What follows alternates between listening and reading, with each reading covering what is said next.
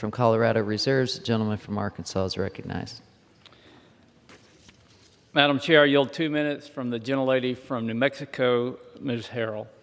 The gentlewoman is recognized. Thank you, Madam Chair.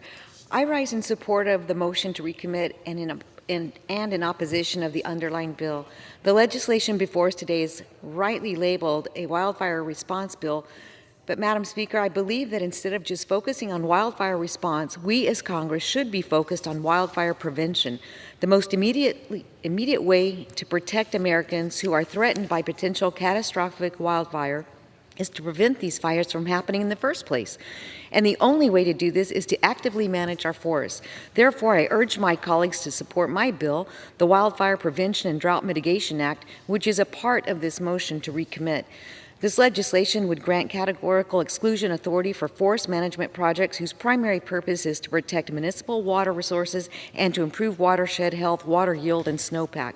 In addition, projects that are specifically tailored to adapt the forest landscape to an increased threat of drought would be granted categorical exclusion authority.